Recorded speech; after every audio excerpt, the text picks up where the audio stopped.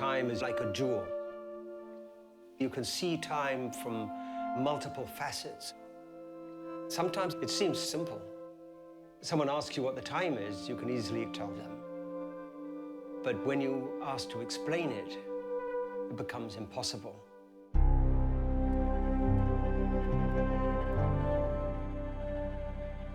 There is no time. What a clock is really measuring, it's reflecting the change in the shape of the universe. You could say in a way that time is life itself. There's time in every flower, there's time in every tree, there's time in the seas. The animals that you see, the hugest timekeeper we know, the sun, all of this contains time.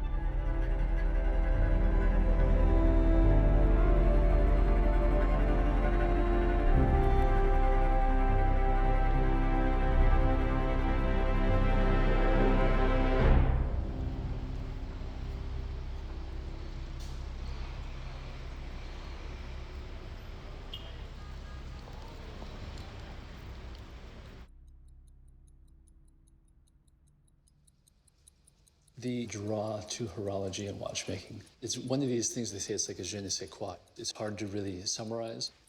But for me, my draw to horology is, I look at this pocket watch movement. This is an engineering lesson inside of a history lesson, inside of a beautiful painting, all in one.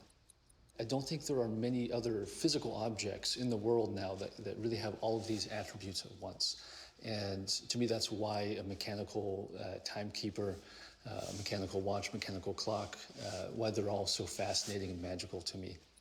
The basic difference between a mechanical watch like these and a quartz watch or battery-powered watch is electricity. In these watches, there is no electricity at all. The power that's provided is a spring. And that spring is coiled up either by winding it or by an automatic winding rotor. The natural movements of your wrist cause it to spin around and wind up a spring. I've met people that like watches solely because of the engineering that goes into the movement. I've known people that like watches solely because of the design that goes into the case and dial. But I think equally, these watches can be about the sentimentality of it. You know, the watch that I have that began this company was my grandfather's. My grandfather is no longer with us. It is one of the few things that will always connect me to him physically. And if I wanted to, I could have his watch that he wore and I saw him wear with me all day, every day. I could have it the day that I get married. I could have it the day that I have my first child. I could have it the day that my child gets married. And I think that the lasting value and the legacy value of these objects are really hard to measure. And I think that is when watches become much more than just luxury objects. They become, really a talisman for personal connection. This is a Philippe Dufour Simplicity. Philippe Dufour is considered to be the greatest watchmaker alive. If you look at this watch under a loupe, it is so far above what anybody would ever require in terms of the level of craft and detail that he puts into this, the depth of the bezels, the wideness of the Geneva stripes. Everything's done by hand. This is just about as good as it gets.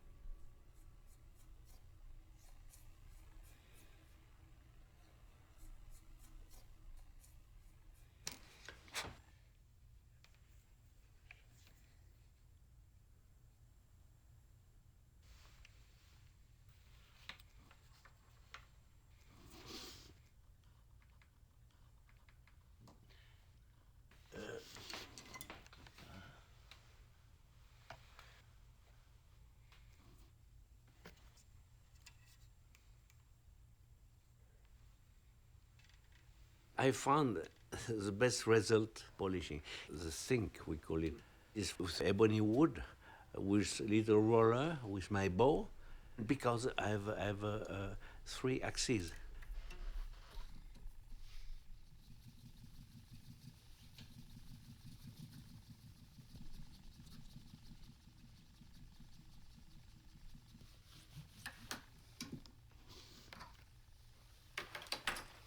I can feel the heat on my finger, and I know when it's hot. I know it's polished.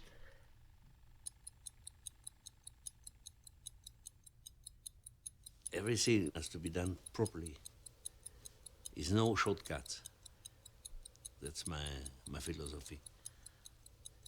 If you don't polish the screw, or you have a scratch on the bridge, or I don't know what, it will run properly. You know what I mean? It's not going to change anything to the accuracy of the watch, okay? But it has to be different. It has to be, everything has to be the nicest as possible. You know, we have to be here. If we are here, it's okay. If we are here,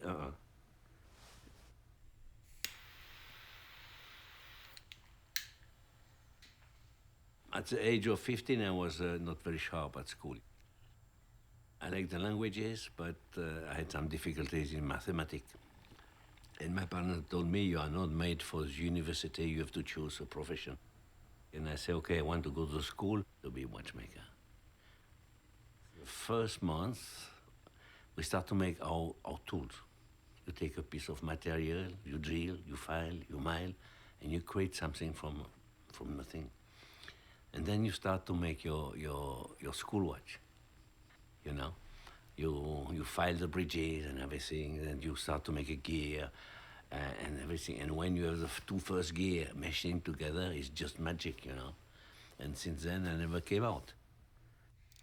Here is the first watch I made, my school watch. I was 18.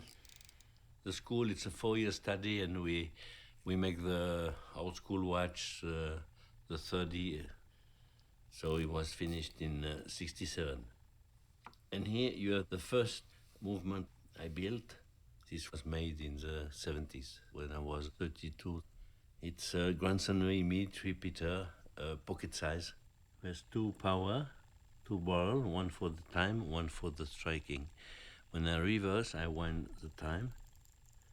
And when I go forwards, I wind the striking mechanism. And when I press here, I get the minute repeater.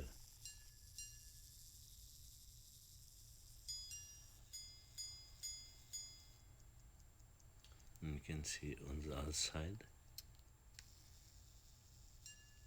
At that time, I present that to a brand, and they ordered 5 watches. It's not many watches, but in terms of work, it's a lot. It was about 5 years' work, because it took me 2,000 hours to make a watch like that, you know. And to work with other people, it's difficult for your ego. I was not allowed to say I made it. And on top of that, they didn't respect my work, you know.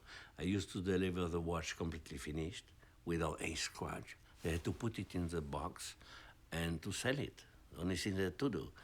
But on 5 watches, they destroy 2, okay? So they didn't respect. They treat my work as potatoes. And one day I say no more for the other, you know. I prefer to buy an orange suit and go to clean the streets, you know. I decided to make my own brand. I launched in 92. In 99, I start developing a simple watch called Simplicity. And here you have the real first one, 000. It's in 34 millimeters. I took inspiration from different movement made in that valley beginning of century. You can see it and you can hear it. And it's very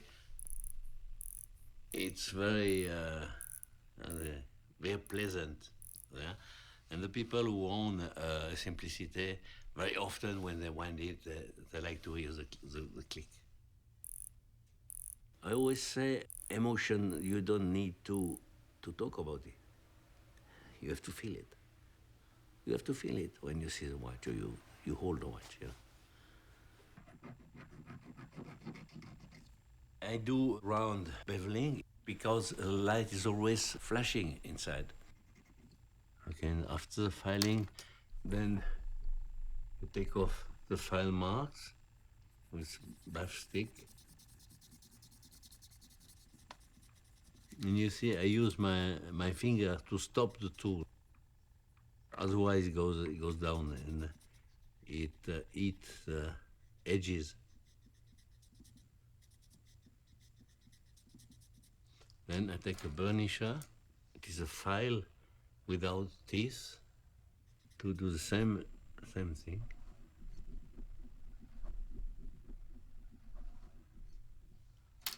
This is a gentian wood.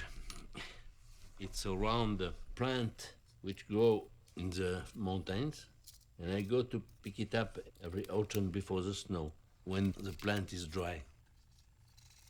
Inside, you have some pith, and you cut it, and you take some diamond first, and you make the final touch on the bevel, and it gives you really something super shiny.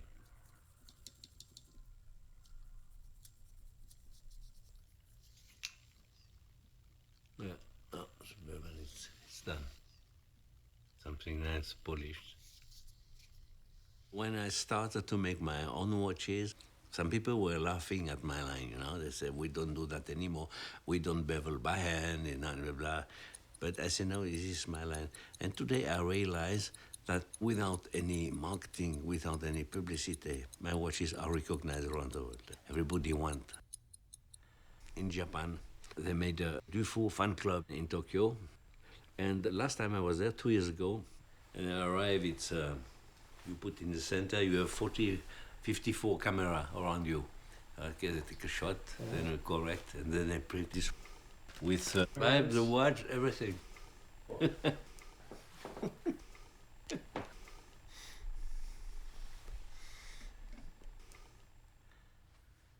Where do you get your ideas? Well, I always say I never invented anything. I never made any patent.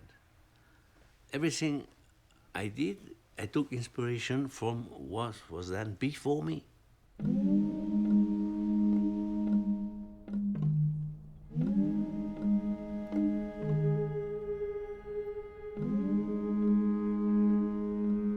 Every object of time measurement that we have is really just a representation of astronomy, specifically our local astronomy. Our Earth, our Moon, our Sun. That's most of the objects of time measurement are really only interested in this tiny, tiny little sliver of the solar system, which is a tiny sliver of the galaxy, which is just one of endless galaxies in the universe.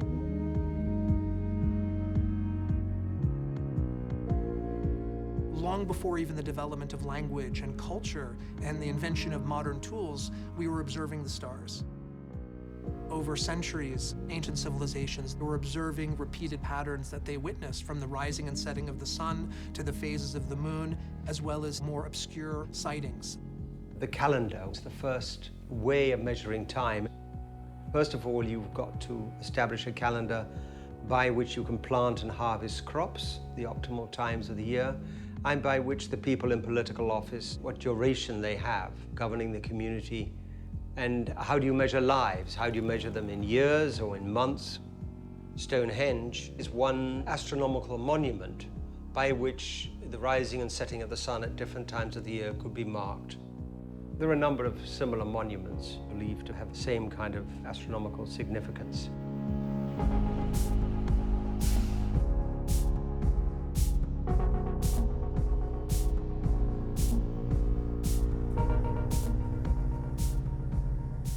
The first objects of time measurement that really evolve are the obelisks, which we associate often with ancient Egypt, and eventually the sundial.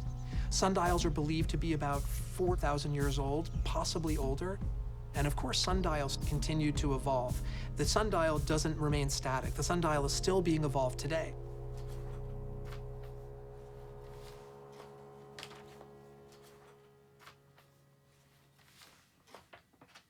You can do wonderful things with light, and I think one of the things about a sundial maker is to think about how you might be able to use light in the way that brings it to life and makes you appreciate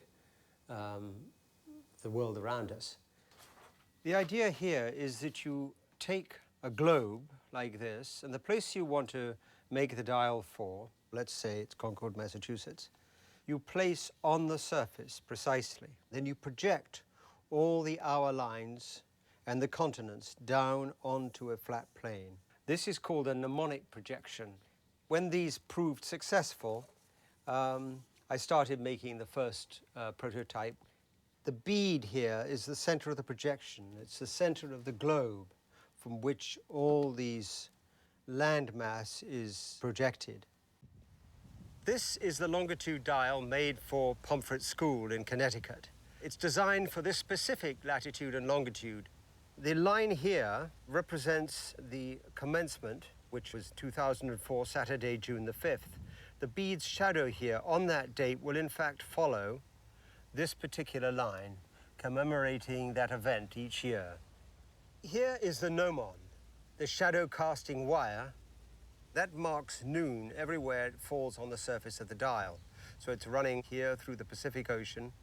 And if you follow it through, it intersects the time scale coming up to 150. Underneath the dial, when the sun is due south, the beam of light from this slot in the legs here will shine directly down onto this line here. The length of the beam of light will tell you the date, the month, the sign of the zodiac, and the season. So today, June 27, we'll see the beam of light extend just about to the edge of this line right here. When the sun is due west, it will shine across this line here. So you can see the beam of light beginning to show right here. In about 40 minutes, you will see it cross in the full width and fall right along this line here. Sundials are wonderful places to think about life, to think about time. I think they're very special in that way. If you watch it just for a couple of minutes, you can watch the Earth turning. The Earth is revolving 1,000 miles an hour. There's no sound.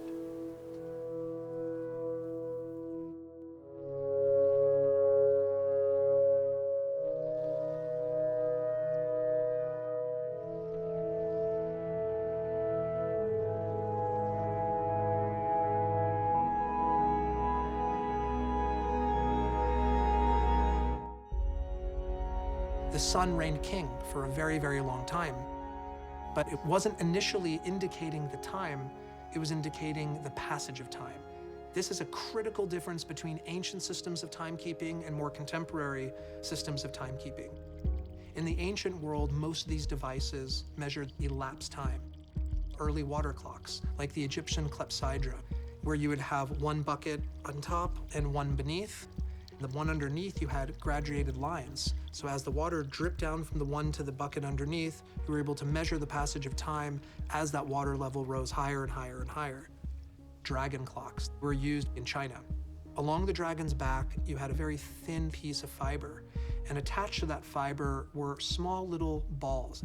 As the incense would burn, the thread would burn, and the little balls would drop into the plate underneath the dragon, so you would both smell as well as hear the passage of time. One of the most famous water clocks is the Susong water clock, which was completed in the 11th century in China. The Susong water clock really is the peak for water clocks, for how complicated they can become.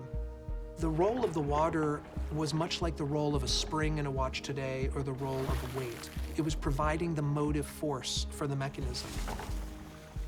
Really, the most ancient timekeeping device, without question, is our own bodies, our heart, the heartbeat, the drum, the circadian rhythms that are part of every living creature.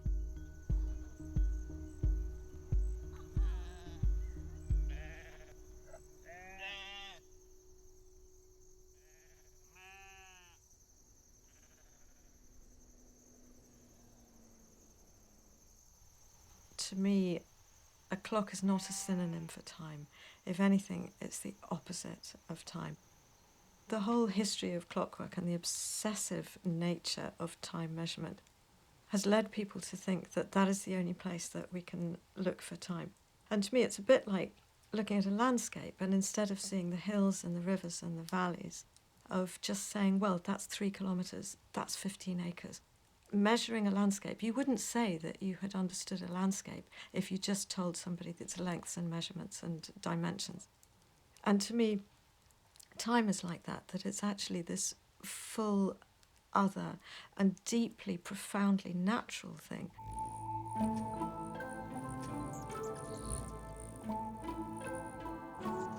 The animals that you see, the seasonality of migrations, all of this contains time. Bees have their own internal clocks. When bees are moved, they in effect experience jet lag. There's time in the seas, the time of tides, the time of waves. But also, there's a human instinct to spend time by the sea, which is a different psychological experience. So like Otis Redding saying, sitting at the dock of the bay, wasting time. That sense that the sea is creating these endless hours. There are centuries in trees. There's a past, there's a future, there's a present in every bud, in every acorn. There's time in every flower. Even the daisy, it's one of the most beautiful etymologies. The daisy, that humble little flower, is actually from the phrase the day's eye, because it opens its eyes in the morning and it closes them at night.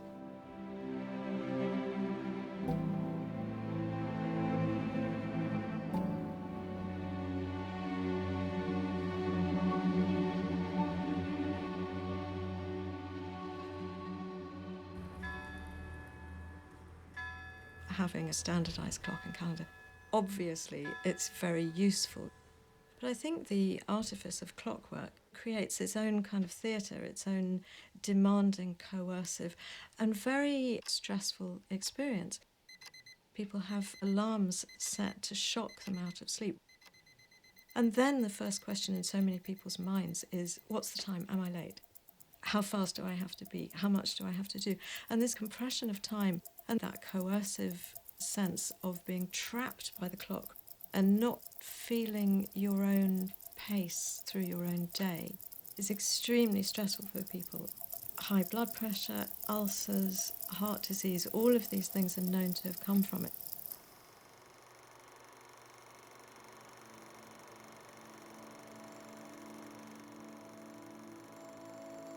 I think our most natural guardians of the sense of the depth of time is actually children. Children live absolutely chirologically. They're in their own time. They hate punctuality. They have to be taught the clock like it's their enemy. And for a lot of children, it is. Adults strain to live mindfully in the present moment. Children's grandeur of time, their depth of presence in the moment, is something that we, I think, should all learn from. The imagination works much better when it's not being told what to do with itself at what point, where there's just roaming room and there's a kind of mental sovereignty. They own their own time, they own their own minds, and they put those two together, and who knows what mayhem may come out of it, but creative mayhem.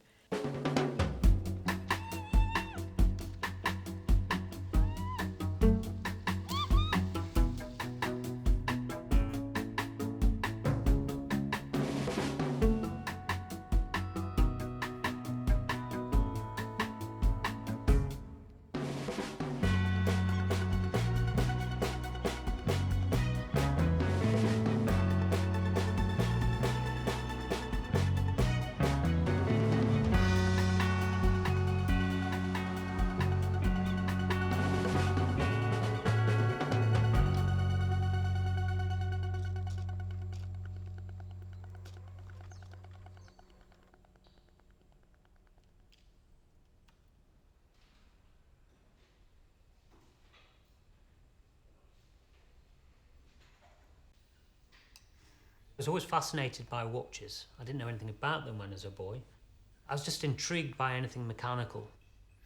I mean, a wristwatch it's alive. You know, it's an incredible timely machine. And I think that's what fascinates me. You know, and I do describe them as machines because they are time-telling machines. I went through school, didn't really see the purpose, just drifted through, wondering why I was there. But, I mean, I was always sort of very practical. I could use my hands. And my father realised this, and he introduced me to this horology course where you learn how to repair watches and clocks. And I think my life was sort of pretty well set to go into repair or restoration of these watches or clocks. I didn't really know what at the time. That was until the day George Daniels visited the workshop.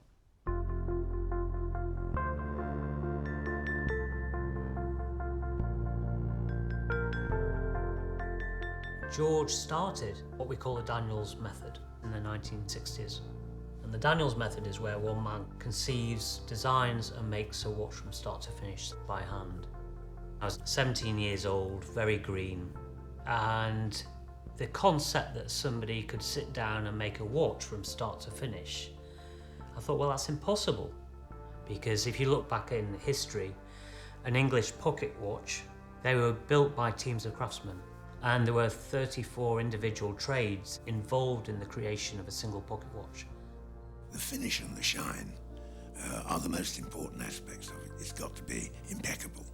There must be no evidence that this component or watch was ever made. It's got to look as if it were created out of the atmosphere. George Daniels would make dials, hands, cases, all the movements. It's like a watchmaking industry under one roof. He took a tour of the benches, he came to mine, and I asked what was on the end of his pocket watch chain. And he pulled out this watch, the Space Traveller, the ultimate, holy grail of watchmaking. Well, I didn't realise at the time, but it's one of his most famous watches. And he put it on the bench in front of me, and I just had this tingle down my spine, this hot and cold feeling. And I just thought, wow, this is what I've got to do.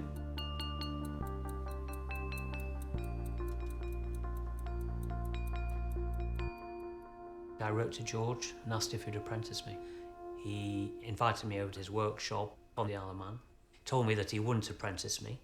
He said, I can't teach you because you have to have the drive. If you've got the drive, you will do it. If you don't have the drive, then you're going to come over here and waste my time, and I don't have time to waste. He said, if you want to make a watch, go away and make one. And that's what I did. It was a struggle from the beginning to the end, and the whole watch took about 18 months to make. And it just about worked at the end. But I needed to show it to George to either get the approval or not. So that was, the ultimate sort of goal of the watch, to take it to George and see what he said about the piece. And what did he say? He didn't like it. So he said, forget this watch. You've done it. It served its purpose. Put that to the back of the bench and start another.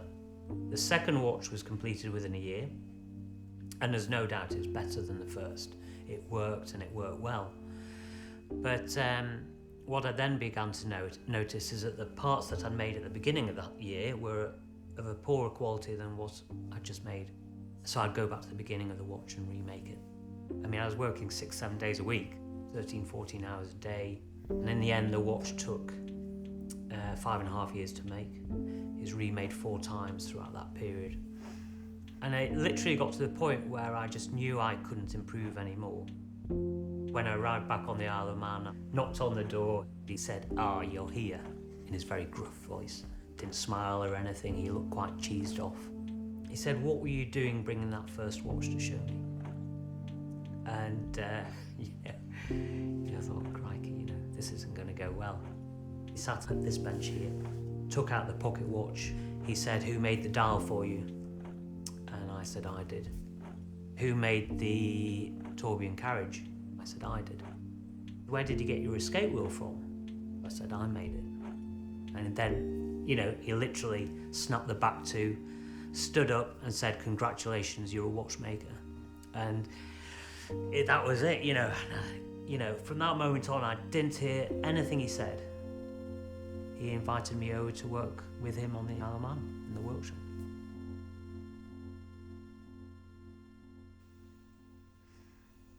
I finished work with George in 2001, after 3.5 years. So I was ready to move on. I wanted to make my own wristwatches from start to finish. We make very few watches per year, just 10 pieces.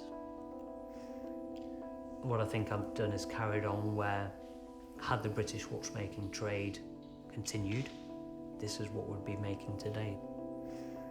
The English style of watchmaking, I would describe it as more understated, as the English tend to be. No real decoration at all to the plates. No Geneva stripes. The plates are gilded and frosted. Blued screws which hold in gold chatons in my work anyway. The cases and dials are again very strong visually. And I created my own style of hands where the scallop tip on the end of the minute and the hour. My whole working career has been about improving the mechanical timekeeper. As George's was, I've taken on that sort of role, I suppose. What I've realised over the years is that I'm a bit of an oddball, and I don't think many people are willing to spend the, 10 years as I was, learning how to make watches by hand. People just aren't interested in that. People appreciate it and people are willing to go so far, but I think I was unusual. And I can't find those unusual people, and they're just not around.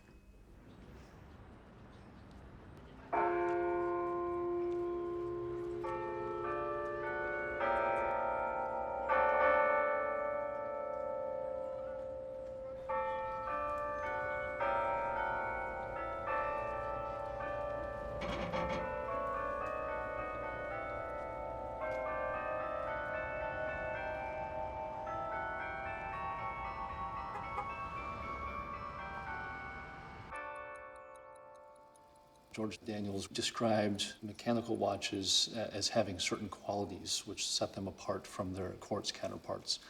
They are historic, they're intellectual, they're technical, they're aesthetic, they're useful, and they're amusing. But another difference between quartz watches and mechanical watches is that quartz watches are a disposable object. If you drop a quartz watch and it's not working anymore, you just throw it away and go get a new one. With a mechanical watch, this watch is almost 100 years old and it's still in perfect working order. If I were to drop it, which I have, and something breaks, which it did, you could fix it, right? And it's worth fixing. It's something that you're going to hang on to and pass down to your children, to the next generation. I have a few watches that I really like and enjoy. One that's on my wrist here, this is a Tudor Ranger watch. This Tudor is one of my favorite watches. I wear it often. Watch collecting is kind of like a bottomless pit when you get into it. You start with smart watches, maybe you work your way to a Rolex or a Seiko, and then it's all downhill from there.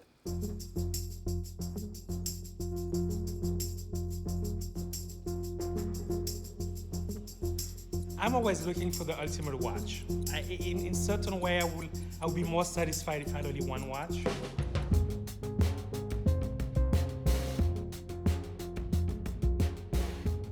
A lot of guys collect only Audemars Piguet, or guys who collect only Rolex from the 50s and 60s, diver watches. I collect them all. I buy them all. I have no preconceived idea. And the reason is because I really want to look at a watch and tell myself, this is the one that said I can live the rest of my life with it. And you can't.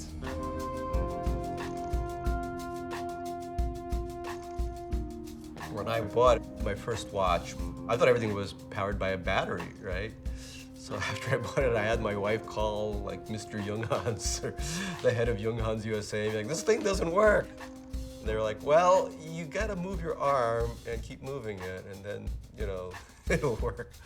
And the whole thing was such a shock to me. What? There's a rotor in there that moves around? And then I was in love with them in a way. I remember when I was 5 or 6 years old, sneaking into my dad's drawer, looking at his watches. There's something about that mechanical aspect of it, something that's so small and precise, yet made from, human hands. I just thought that watches were very cool things. This was the first watch I had. I got this around 7, 8. My mother gave it to me and she, in 2 seconds, showed me how to read time. The thing when you're a child is they tell you it's time to eat, it's time to go to bed, it's time to do this, it's time to do that. I really realized it right away, that time was power in a way, the power to control your own life. So here I am, I'm a 7, 8-year-old kid and I have a watch, so I know when they're gonna tell me it's time to eat. I can anticipate it, and I think that was very important to me. My first watch quickly led to more, and I really got interested in Nomos, which is the Nomos Minimatique. It was the first watch where I dropped down some serious cash. But as I walked down the street, I kept looking at it, and the light was falling on it in different ways.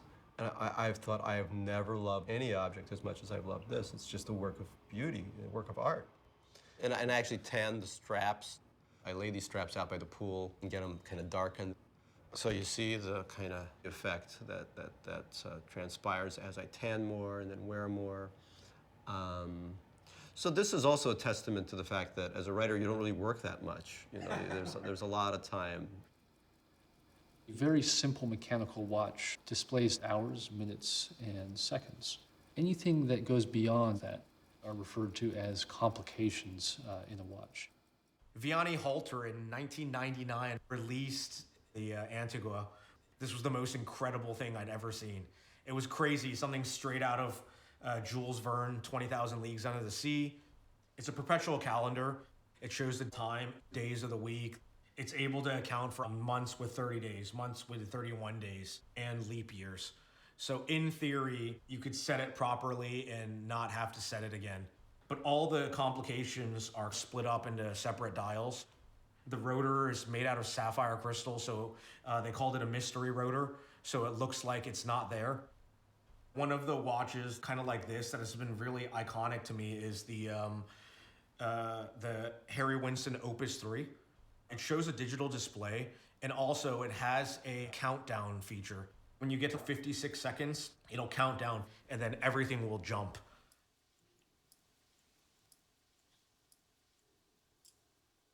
What I did is I bought a Rolex, and I've always been confused about the Rolex because when I grew up, it was a symbol of, you know, you were a jerk if you had a Rolex and a BMW in the 80s. That's who you were. You were some jackass.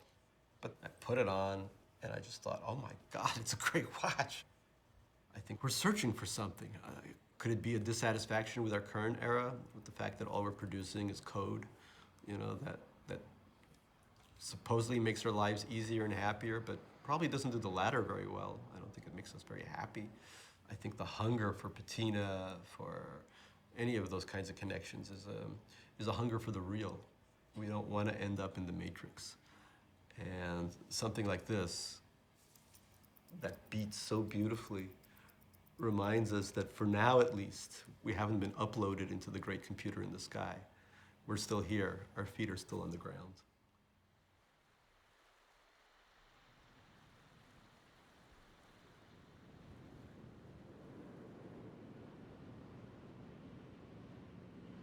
Timekeeping devices evolve where there's geographical need and possibility for them to evolve.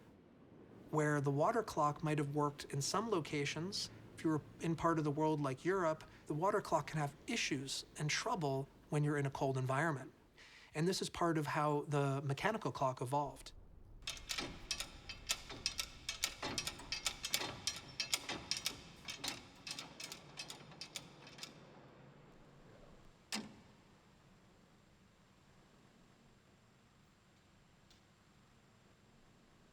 All the earliest mechanical clocks had no dials and hands. They were essentially automated bell-striking devices. The bell was so significant. It was tied to the role that the church had in the community, but it was also a means for the community to gather. Even the word clock derives from the Latin term cloca, which means bell. And there we go. It's starting to go. See, that's come up out.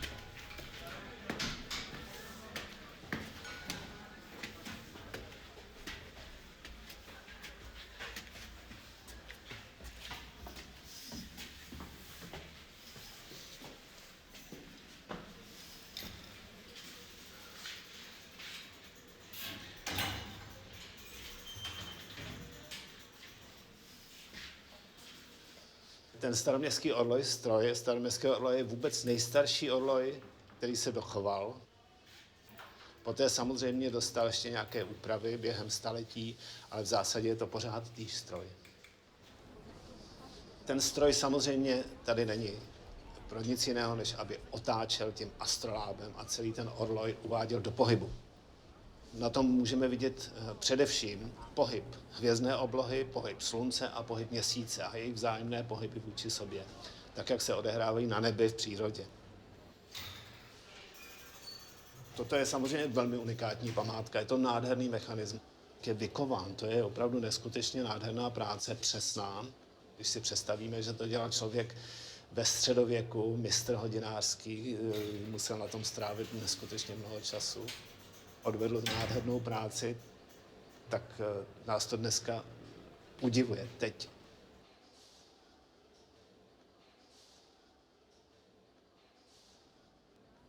Protože to je samozřejmě věc na citu a jednak je to věc úcty k našim předkům, k historii. Protože musíme se od historie neustále učit a nemůžeme ji zapomínat a zatracovat. Takže to je taková jedna věc, proč se ty památky tak strašně na člověka působí.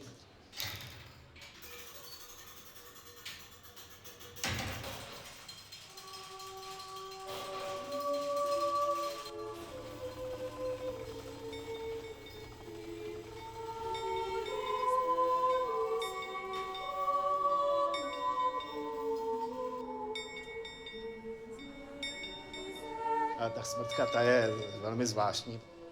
Tato smrtka je barokní a je to taková alegorie blažené smrti.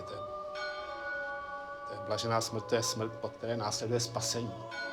Zatímco žalostná smrt pod ní následuje pád do pekla.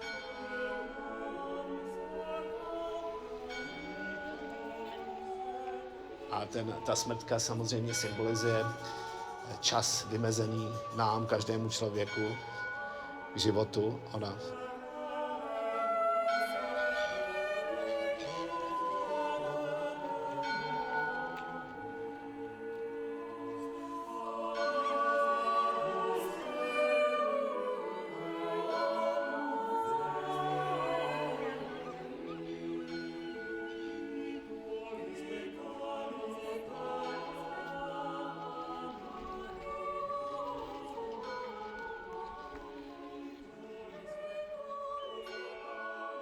As I'm getting older, the days seem to be shorter. The year has changed a little faster than the previous year. 20 years ago was yesterday. Why does time seem to be running faster as we get older? Time is not this. Time is, this is an artifact, this is a gadget, you know, I'll have a smaller one tomorrow. No, time is the name for the human perception that the image has changed, that new is different than old. That is what time is. Because what we're observing is a movie.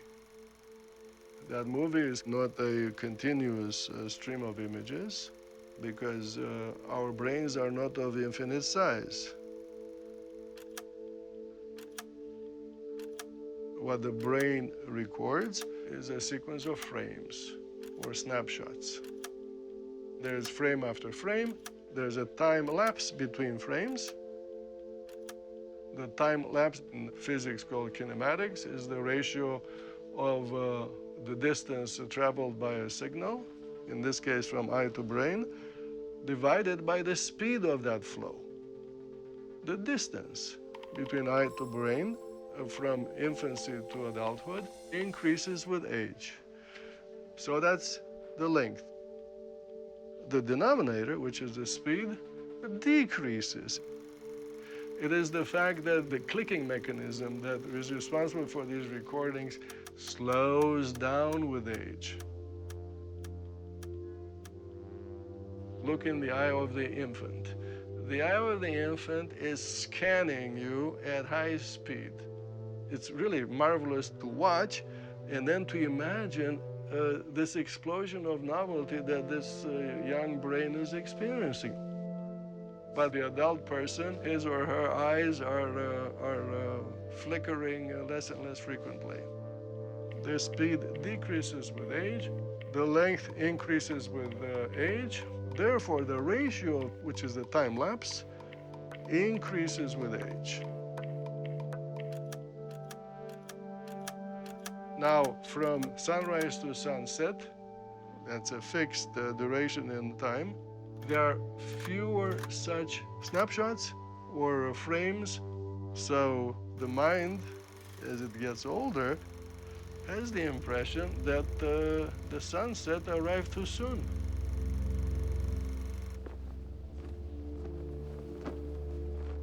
Later in life, it's important to offer that camera that perceives reality, more interesting things to look at.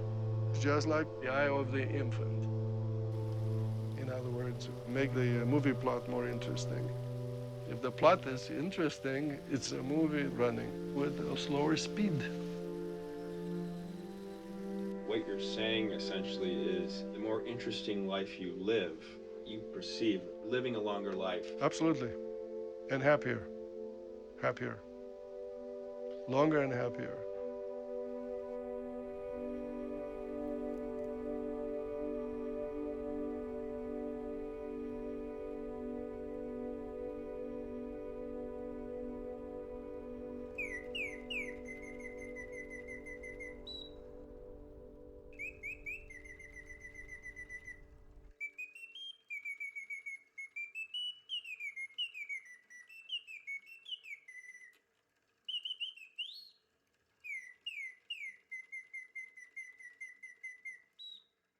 There's something inside gumming it up.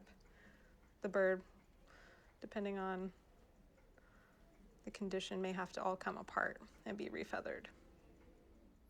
Horology is an incredibly noble and exemplary craft in the sense that nothing is good enough. There's only perfection.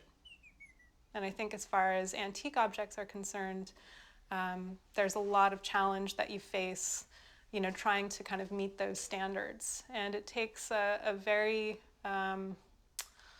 stubborn person, I think, to walk into the shop every day and sit down at their bench and realize they may be bested by something that was made 200 years ago.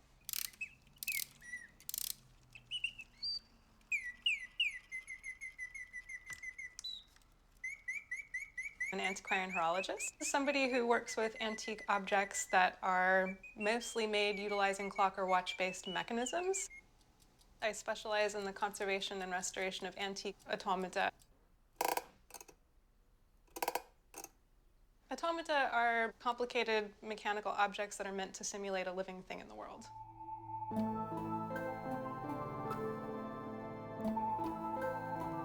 The Silver Swan automaton is my very favorite.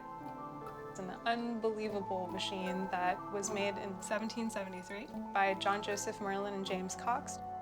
The Silver Swan actually brought me into horology. It was learning about that particular object that I decided to go into watch or clock making. The Swan has 3 clock mechanisms inside. One runs this beautiful carillon of bells, another runs the swan, and the other one runs the fish. It's so incredibly well made that the water that's being simulated, these twisted glass rods that are rotating, they actually create a reflection of what looks like water on the underside of the swan. It has this beautiful neck that is 113 rings that are stacked.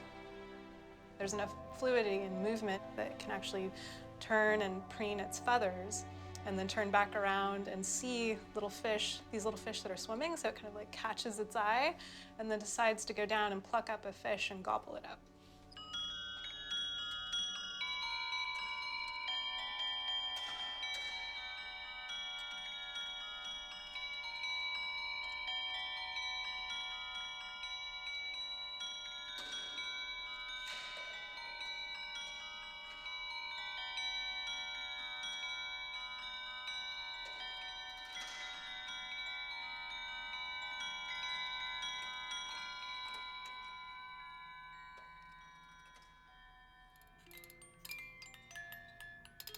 The connection with automata to watch or clock making, it's not just that the mechanisms actually utilize the same technology. It's a very human connection. It has to do with our nature as humans to want to catalog time or create something that will live beyond our finite time. We have always been searching for ways to leave a mark and to create something better than ourselves, to understand, what is the difference between us and, a divine creator. And I think that these objects really are the embodiment of all of those things.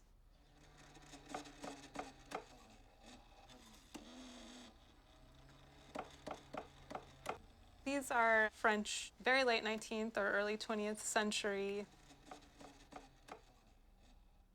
Even with a lot of wind on him, he's still not operating his functions as he should be. This one plays the cello. It's missing the bridge that supports the strings. I would be constructing something out of bone, white bone. In addition, I will be cleaning and servicing this mechanism.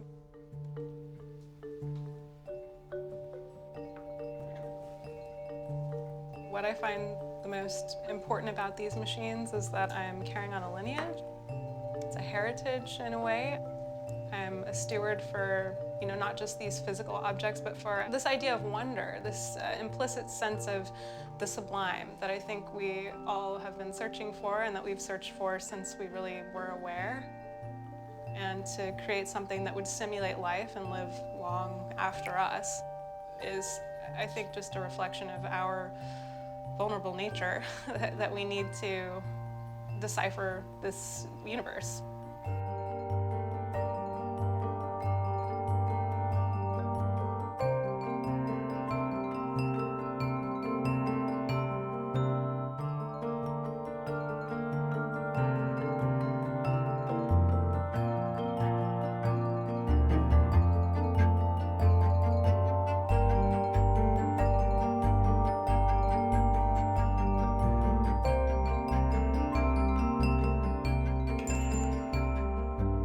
Here we are, 400 years later, from where we started with these first attempts at artificial intelligence. And the ancestors of these machines are on the brink of awareness. And we're about to make the last machine that we will ever have to make as a species, the machine that will solve all of our problems. At least that's what we hope. But I think in order for us to kind of get through that next part successfully as a species, we really need to reflect on all these earlier things that we've made and really what that says about us and where we're going.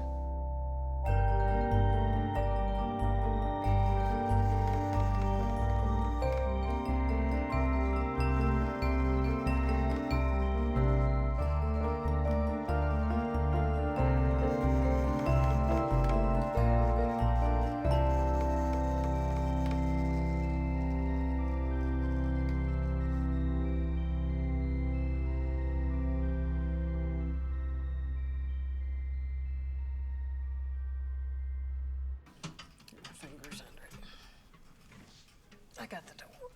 Okay.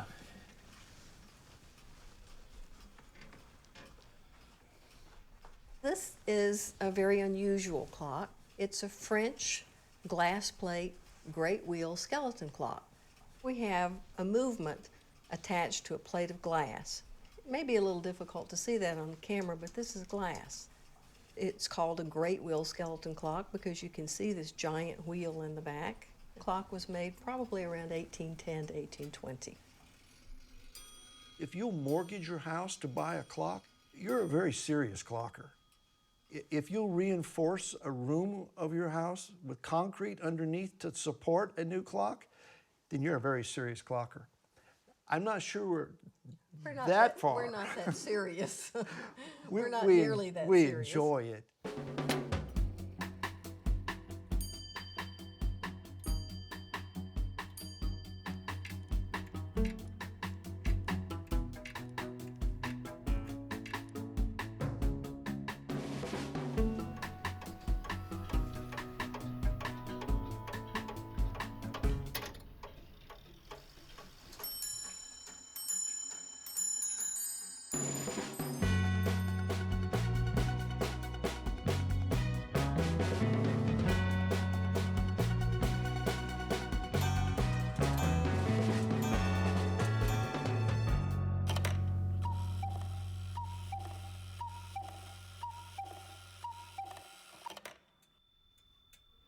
This clock is a French Republican calendar clock. As a result of the French Revolution, the French created a new calendar. In the process of doing that, they had to create all new names for days of the week. To find a clock dial with a reference to this change in the day of the week is extraordinarily rare. This is an Italian night clock. Years ago, when people had no electrical switch beside their bed and they could turn on the light and see their clock, the clockmakers had to devise a way for someone to be able to tell time at night. This is a clock from about 1625 from Augsburg. It simply shows you only the hour. There is no minute reference. One of the most interesting things about this clock, however, is its movement. Tucked inside is what is known as a stack-free movement. These clocks became inconsistent, unreliable. People wanted a better way to tell time. They wanted more accuracy.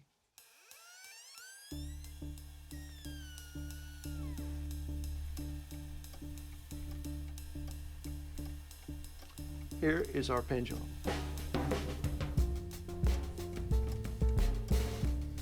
The invention of the pendulum was one of the most important inventions in the history of timekeeping. With all mechanical objects of time measurement, you have the motive power, whether it's a weight, water, spring, battery. Then you have the escapement. The word escapement is a literal word. It's the energy escaping the device. But then the energy has to be regulated, keeping accurate time by oscillating. The earliest mechanical clocks were regulated by means of what was referred to as a folio.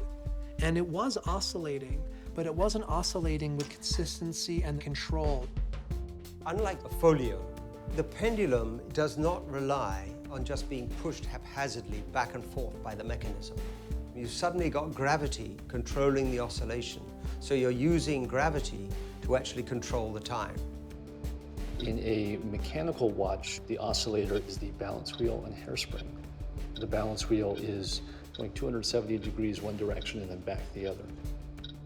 It's only with these devices does mechanical timekeeping become accurate enough to really represent science and technology and to take that next step forward. The pendulum and the development of the balance spring, these are still the primary means of mechanical horology to this day, over 350 years later.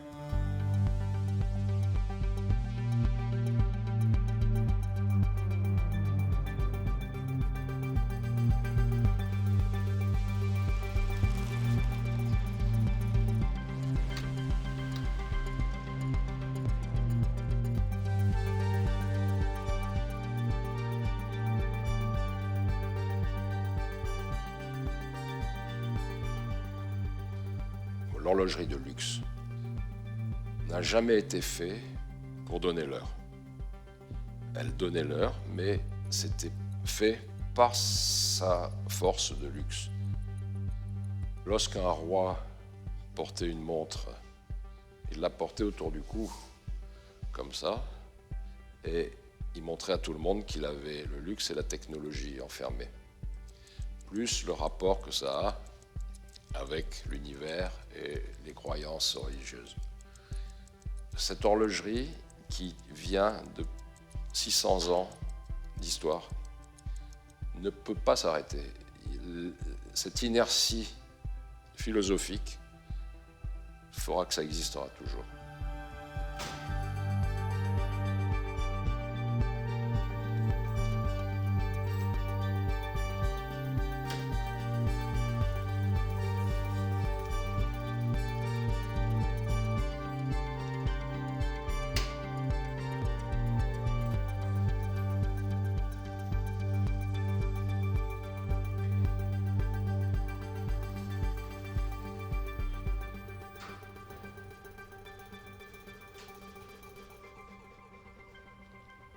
On est la plus grosse entreprise des petits et la plus petite des grosses.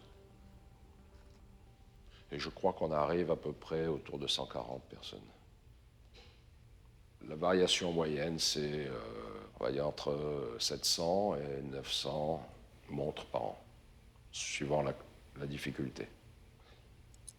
Avec la montre nouveau tourbillon et un certain nombre d'autres choses qui sont en développement, ça va être des objets qui vont prendre plus de temps et beaucoup plus de qualifications.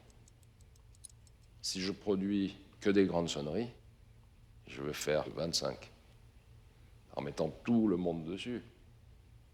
La grande sonnerie, la définition, c'est que au départ, c'est une horloge qui sonne chaque quart d'heure, l'heure et le quart d'heure. Et cela pendant plus de 24 heures, sans la remonter.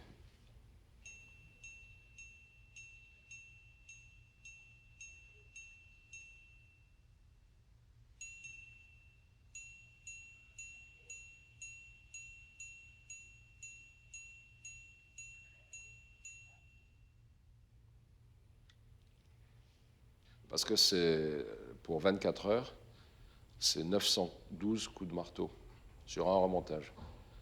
La grande sonnerie doit fabriquer du son avec très peu d'énergie. Un insecte, une mouche qui se pose sur une grande sonnerie, avec ses pattes, la force d'une mouche peut faire fonctionner la grande sonnerie, tellement elle sollicite peu d'énergie.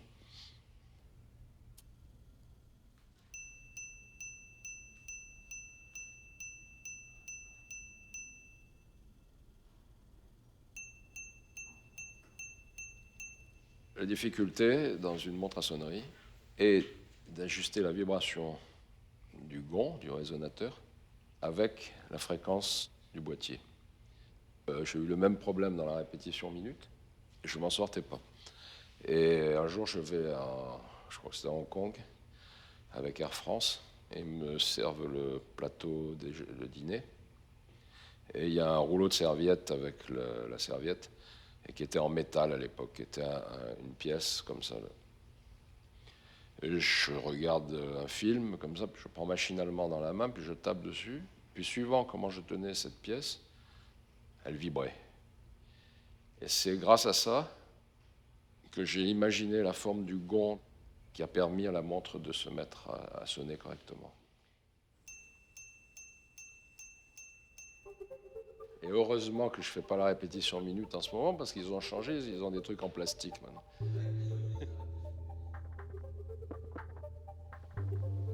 Moi, j'ai commencé ma carrière lorsque j'étais à l'école d'horlogerie, en travaillant chez mon oncle à Paris, qui était restaurateur d'horlogerie ancienne. Lorsqu'il manque des pièces dans une montre du XVIIe siècle, on doit être un peu comme un détective. Un détective qui va essayer de trouver, à travers les empreintes, les trous qui restent, comment était la pièce originelle, et la refaire pour qu'elle soit fonctionnelle, mais sans transformer le mécanisme. On doit inventer quelque chose qui doit fonctionner dans quelque chose d'autre qu'on n'a pas fabriqué soi-même. Ça force l'imaginaire.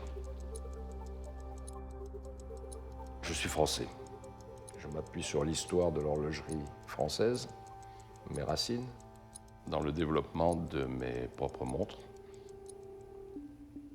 Anti Janvier, Breguet.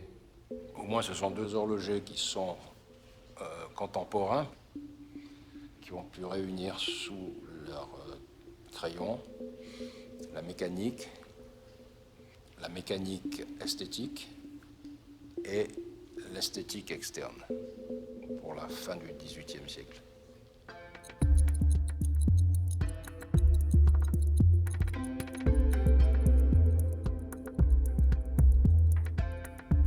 Pendule double, où j'avais fait mes observations.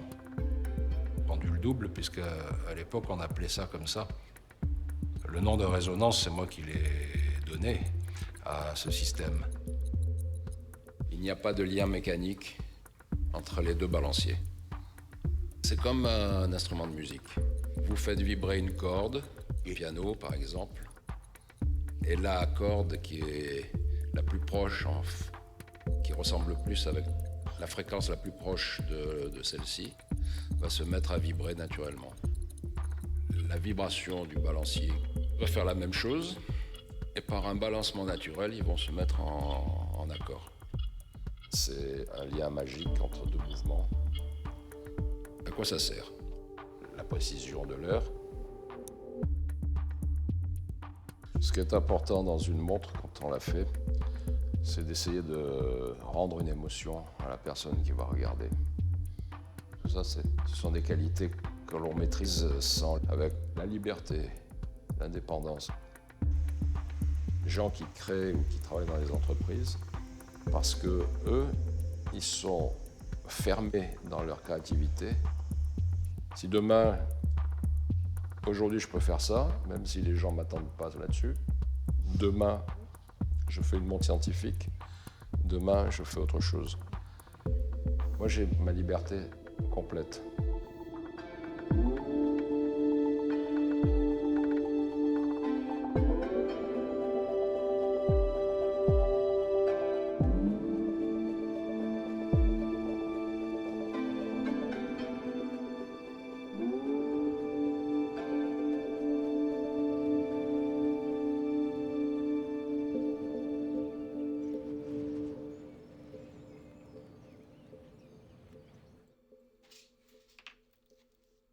Many people don't understand, why does Switzerland have the status it does today for being the watchmakers that we are? It's in the mid-18th century that watchmaking begins to evolve here in the Vallée des Joux. And it really had to do with the religious persecution that was taking place in France. Many of the great artisans and craftsmen and enamelists made their way from France to Switzerland. Not just in the Vallée des Joux, but also in Geneva, Neuchâtel, Le Lac, different pockets around Switzerland where people settled. But here in the valley, something very particular happened. The focus on complications. Audemars Piguet is an expression of what the Vallée des Joux is all about. When Audemars Piguet was founded in 1875, Jules Audemars and Edward Piguet continued to produce complicated watches. From the beginning, Jules and Edward did the same thing that Audemars Piguet continued to do throughout our history, balancing traditional techniques with advanced technologies and advanced pursuits. That was in their blood, partly because what you had here in this region was this incredibly long history of metallurgical arts. Metallurgy needs to exist for watchmaking to flourish. Metallurgy goes back in this region to the 1400s. You have iron ore on the mountains that can be extracted, you have the forests, and you have the lakes and the rivers. You have everything you need to create the forge so metallurgy can rise. So watchmaking accelerates very, very fast in this region.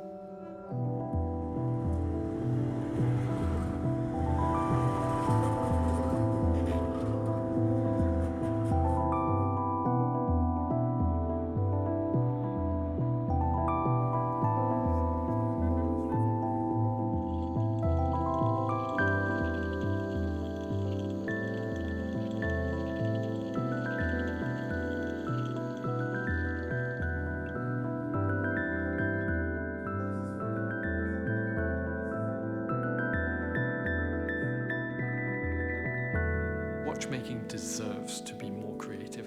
It deserves to be an art form which is interpreted in all sorts of different ways. We take traditional, very beautiful high-end watchmaking, deconstruct it, and then reconstruct it into a kinetic sculpture which gives time.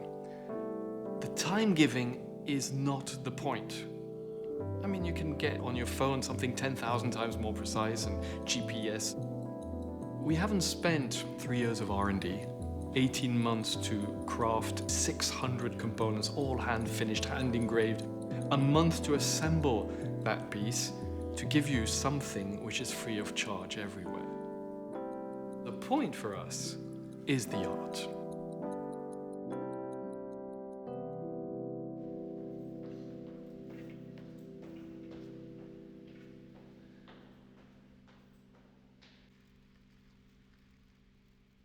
I was a very lonely child.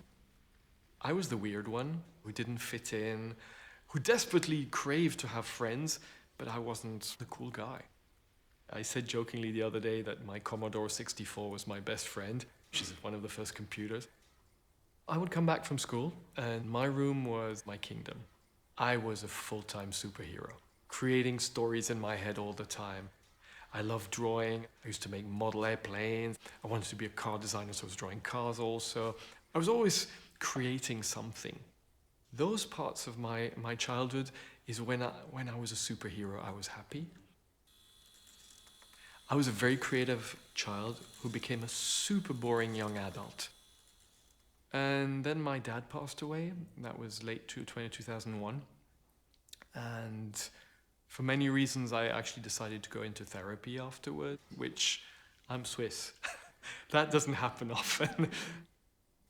We talked a lot about my father and the regrets I had. And at some point, the therapist tells me, well, if you get out of the session now and get hit by a bus, and you've got 2 minutes to live, you're there, you're on the road, what other regrets would you have? And I fell apart. And I realized I have a ton of regrets. Everybody's so proud of me, but I'm actually not proud of the person I've become. And the first thing I'm not proud of is I was a very artistic, very creative kid. I had sold out. I'd become a marketeer. I had spent all my professional life creating watches for the market. I thought, okay, I'm going to create only what I believe in, and recaptured that sense of awe that you have as a kid, thanks to watchmaking, because watchmaking is an emotional art. HM9, our latest baby, the Flow, is such a complex technical achievement. Actually, when I drew it, the first thing the team said is, it's impossible. What's very important is that I'm not a watchmaker. By not being a watchmaker, I didn't have the burden of being taught this is how it has to be done.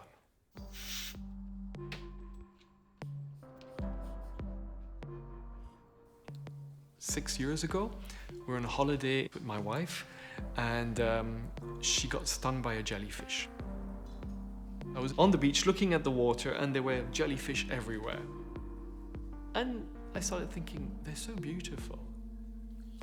Why couldn't we do a mechanical jellyfish?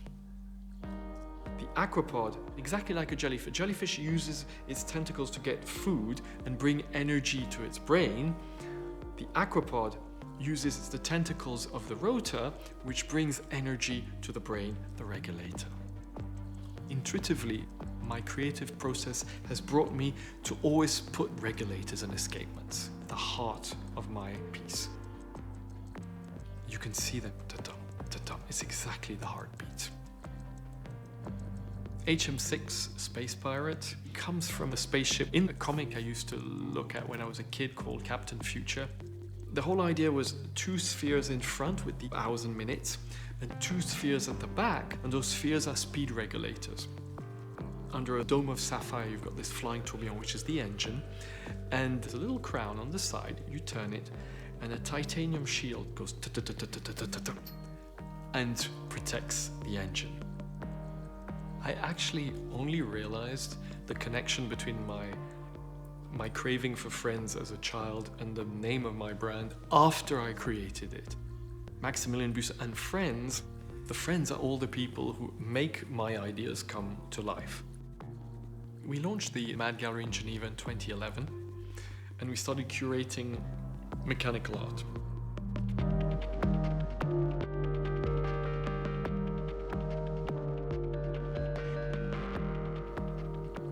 At the same time, we started working together with Philippe, the oldest clockmaker in Switzerland, bringing our world into it.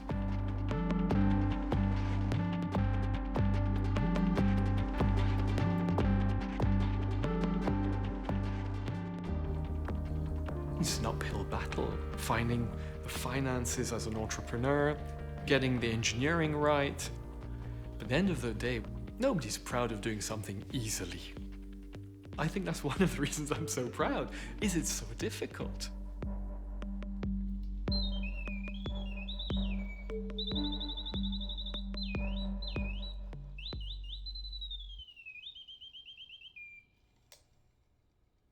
Mechanical watchmaking is the proof of human genius.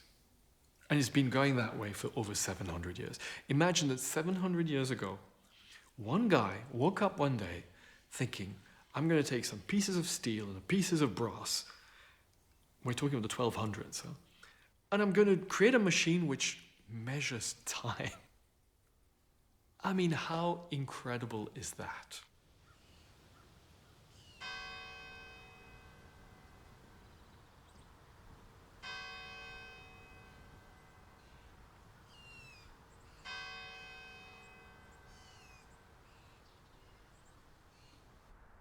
I wasn't the first person at all to realize that there's a problem with time.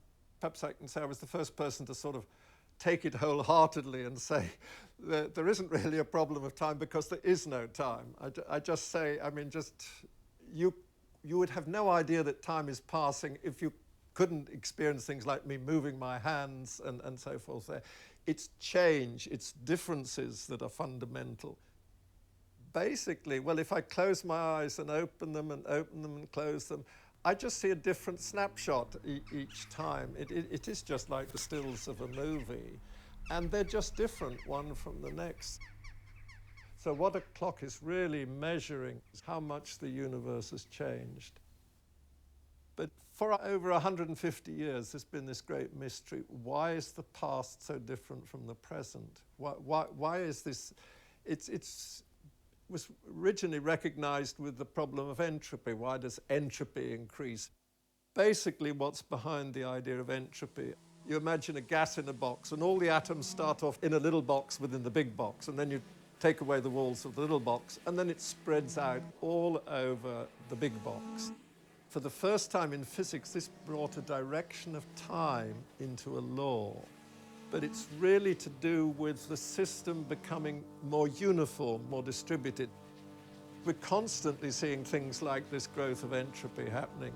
We're all getting older. We all get older in the same direction. The stars are all getting older in the same direction. Everywhere you look, there's a universal tendency in nature to the dissipation of mechanical energy. A boy throws a stone into a pond. The still surface of the pond, the waves ripple out. There's the dissipation of the energy of the boy throwing the stone in. And you see phenomena like this all over the universe. The question is, where does the boy and the stone come from? How are they there? And if you stop and think of it, it's utterly amazing that you and I are talking to each other. It's an incredibly improbable state of affairs, you know, and I can suddenly quote Shakespeare, when 40 winters shall besiege thy brow and dig deep furrows in thy beauty's face. How on earth does that happen? How can that be done? So this is the great mystery to understand that.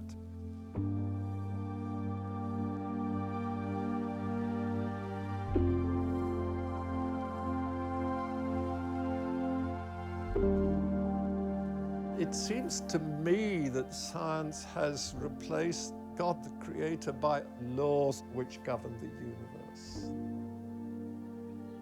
That's where modern science seems to have taken us. And it seems to make the idea of a creator who's rather unpleasantly determining whether I'll go to hell or heaven long before I'm born. I don't know which is worse. I'm inclined to settle for the law. I think Pythagoras' theorem is a bit more reassuring than a rather unpleasant Jehovah.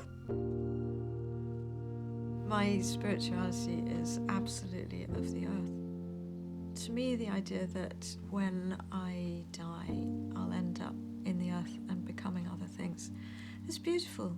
In that sense, none of us die. There's just a transformation into a myriad of other things.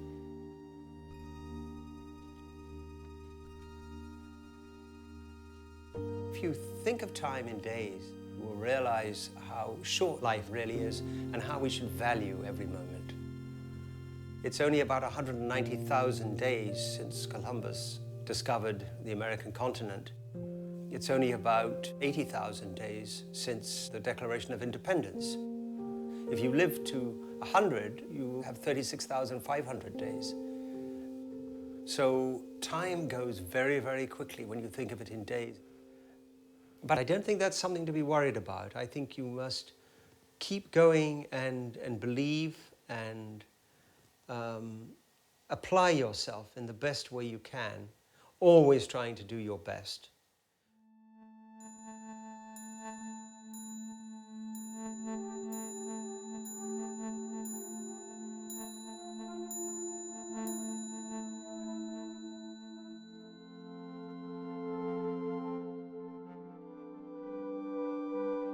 Humans are incredible tool makers. And a clock, obviously, is one of our pieces of collective brilliance. But there's a whole rainbow of ways of looking at time. That it's not just a straight line, that there are other shapes. There's a different kind of geometry of time. The indigenous Australian dream time, when that talks about the past, the past is not in a straight line behind you. It's more like something which envelops the present. So it's not dead. The past is alive. It's diffuse, and it's a surrounding thing, like a penumbra around the present world. In that sense, time is an exquisite, sensitive, beautiful thing. It's really to say time is life.